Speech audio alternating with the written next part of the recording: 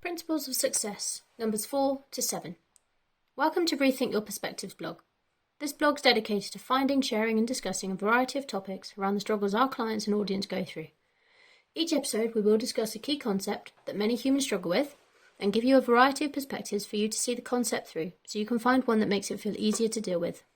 We hope you get some benefit from these blog posts and we'd love to hear your thoughts. Don't hesitate to like, share and comment at the links.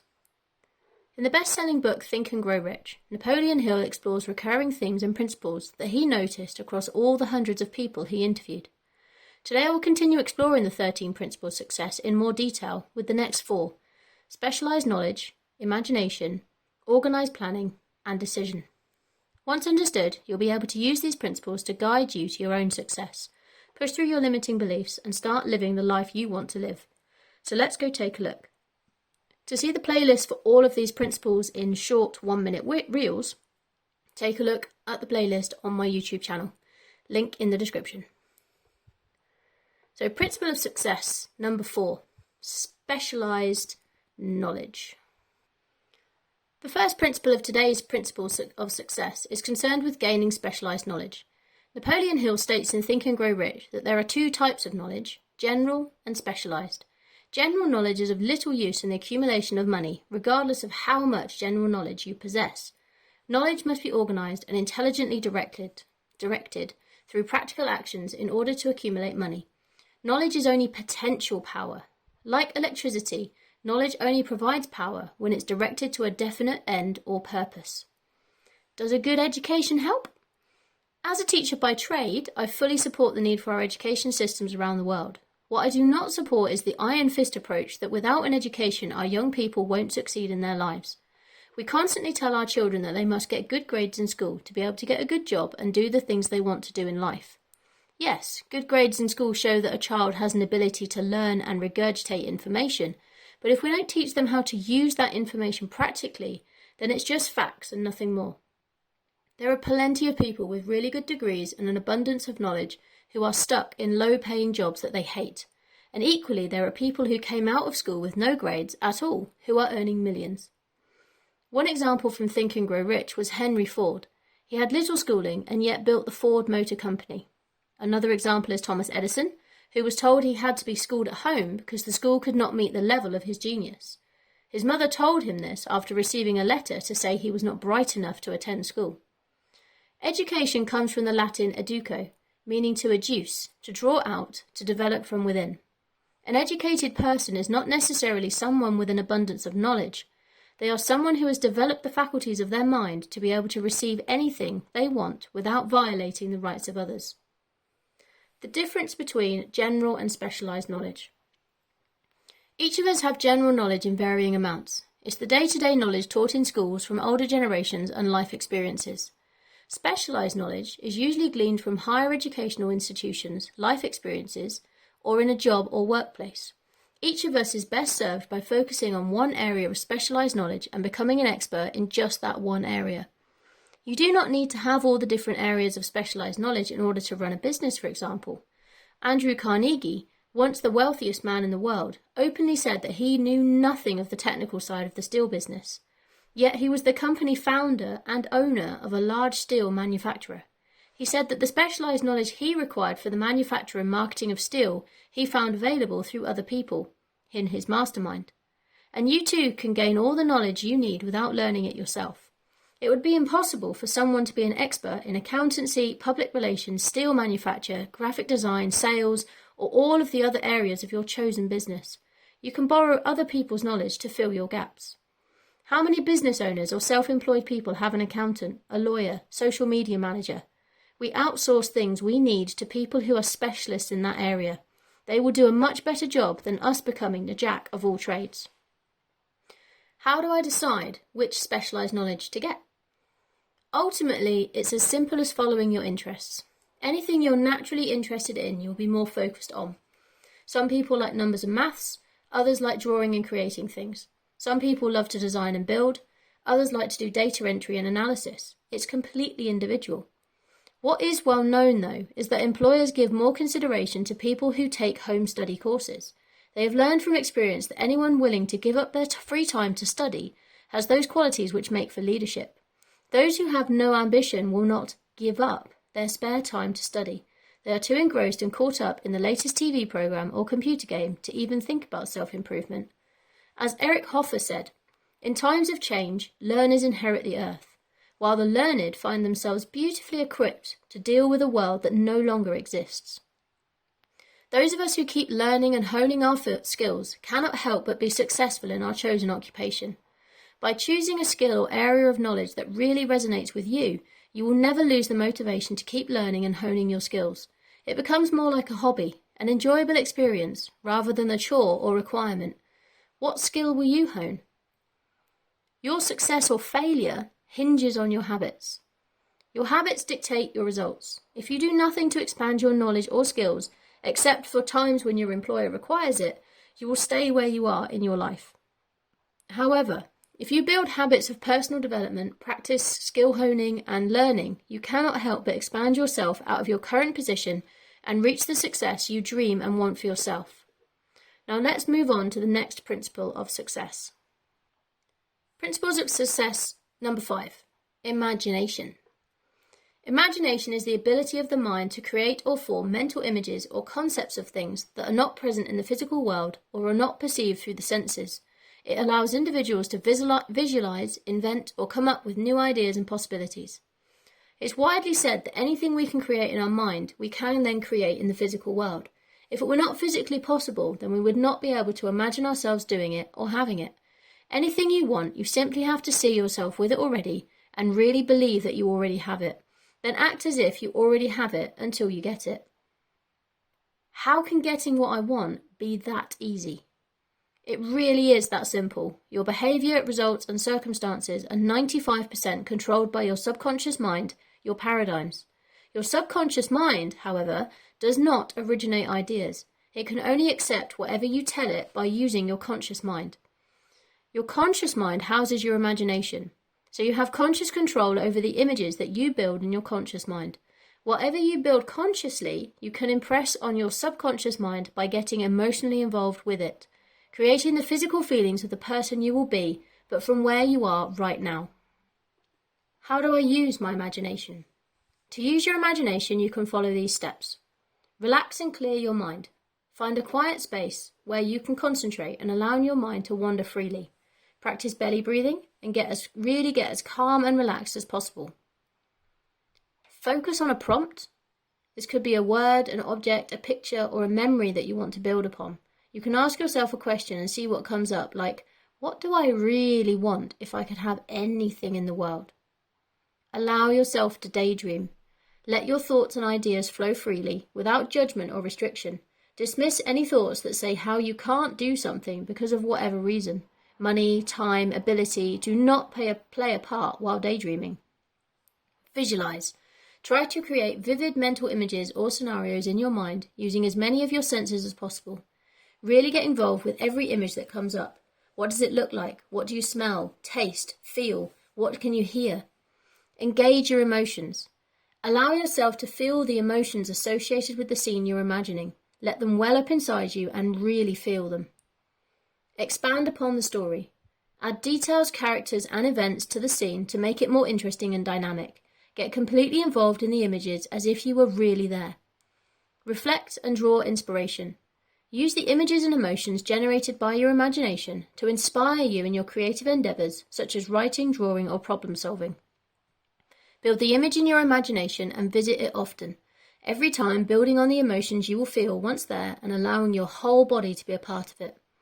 By doing this, you're giving your subconscious a memory infused with emotion that it believes is real, and it will start to give you ideas of how to create it in the physical world.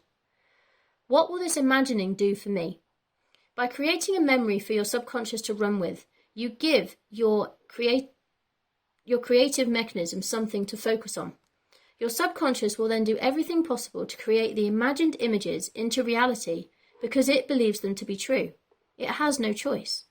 Word of warning though, your imagination can be influenced by your paradigms and perceptions of the world. Humans are very good at imagining all the possible what-ifs in any situation, most of which are usually the worst-case scenarios. But remember, you can choose what you think about.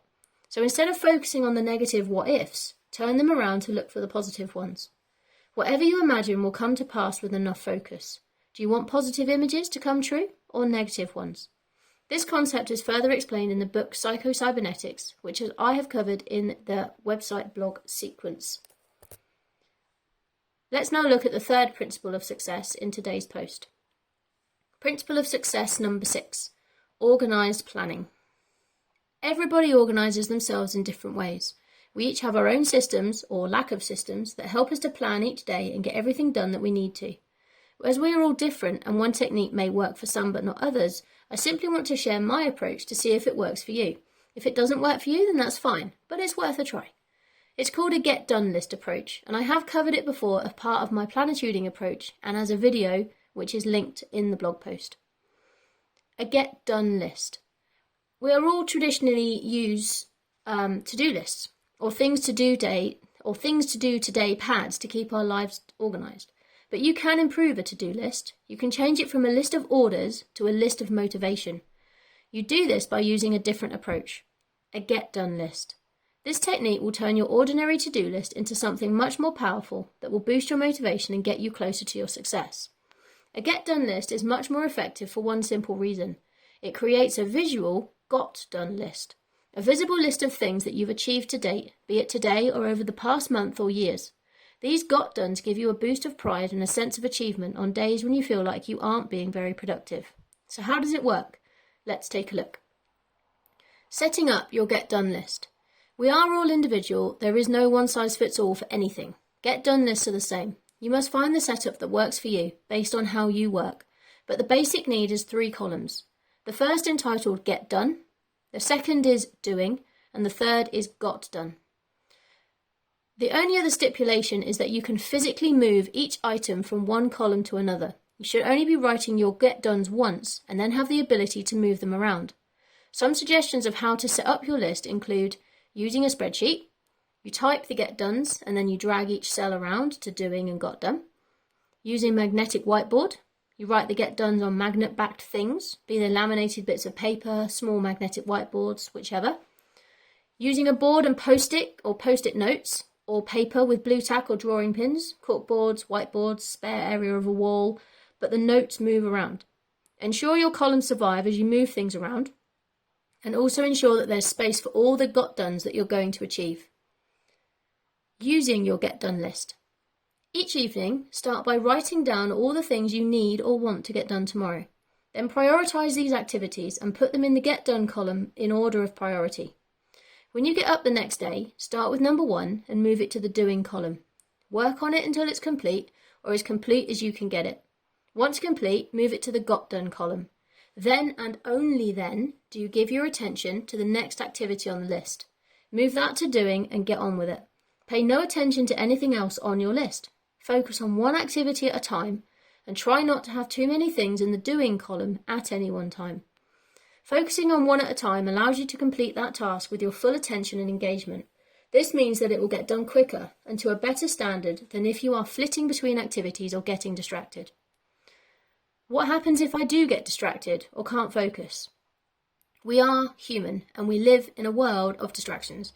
There are ways to minimise these, such as hiding your phone, silencing notifications, putting on noise-cancelling headphones with wordless music that helps you focus, choosing a suitable quiet place to work, turning off notifications on your computer, but you will still get distracted sometimes. Know that it happens and it's perfectly natural. You simply have to refocus when you notice your mind has wandered off.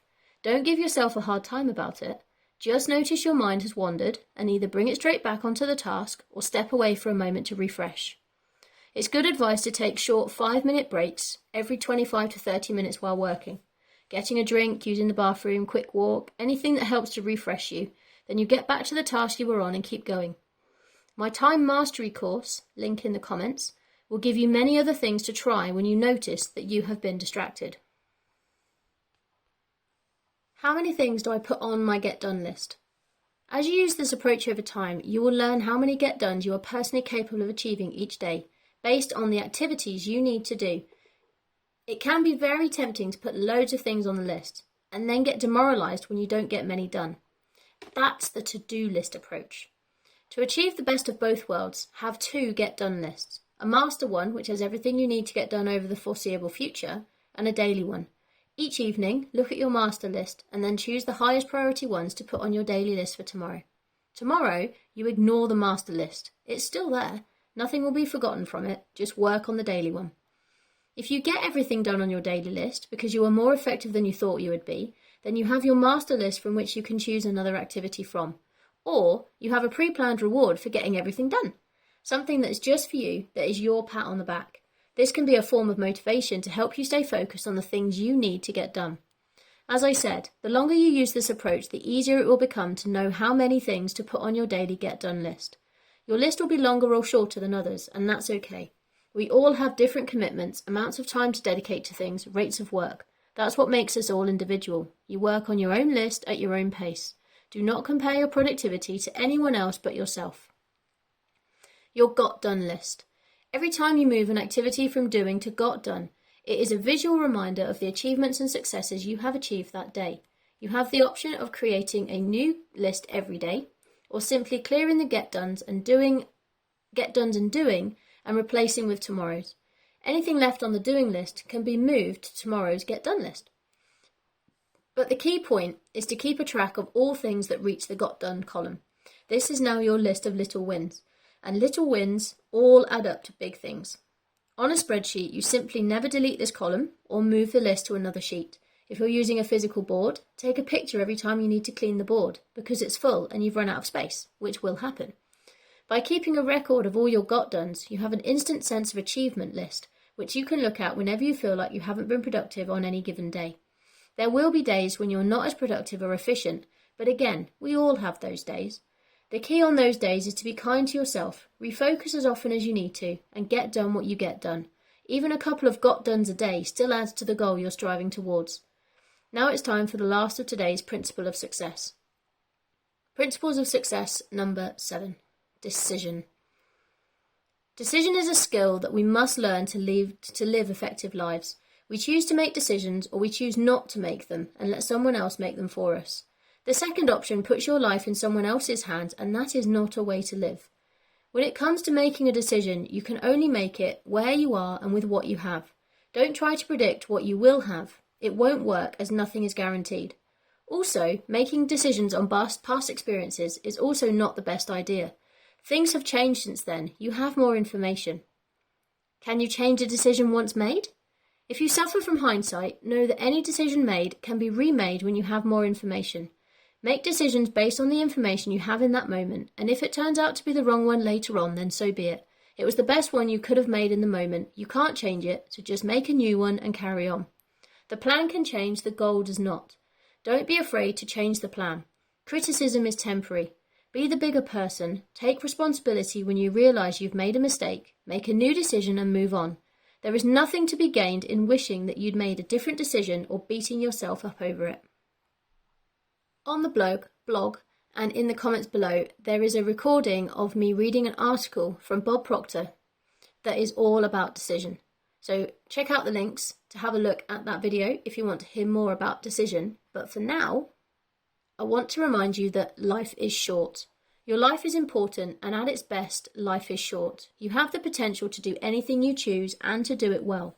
But you must make decisions, and when the time for a decision arrives, you must make your decision where you are with what you've got. Let me leave you with the words of two great decision makers, William James and Thomas Edison. William James suggested that, compared to what we ought to be, we are making use of only a small part of our physical and mental resources. Stating this concept broadly, the human individual thus lives far within his limits, or her limits.